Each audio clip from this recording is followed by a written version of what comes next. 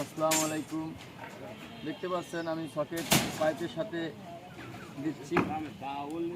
পাইপের সাথে সকেটটা ব্যবহার করছি। এই পাইপে এবং এই সকেটে আমরা কাজ করি এভাবে। অনেক ক্ষেত্রে দেখা যায় যে এই সকেটে আঠা ব্যবহার করতেছি।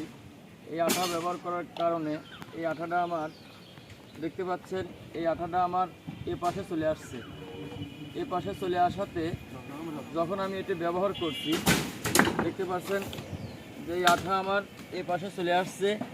এই চলে আসার কারণে কি হচ্ছে, এই যে আমি এটা বানিয়েছি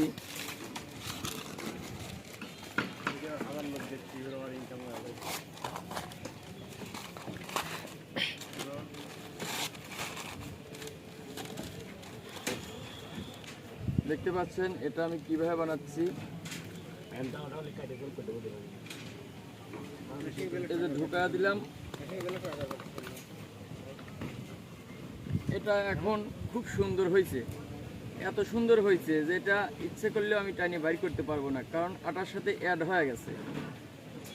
তো যখন নিচে কাজ করব তখন আমি এটা অনেক কষ্ট হবে, আমাকে বাইর করতে অনেক কষ্ট হয়ে যাবে। তাই আমরা কি করব, অবশ্যই মনে রাখবো এটা যদি আমরা এভাবে কাজ করি, দেখতে পাচ্ছেন সেক্ষেত্রে আমার আঠা কিন্তু এর পাশে আসে নাই, যার ফলে কি হবে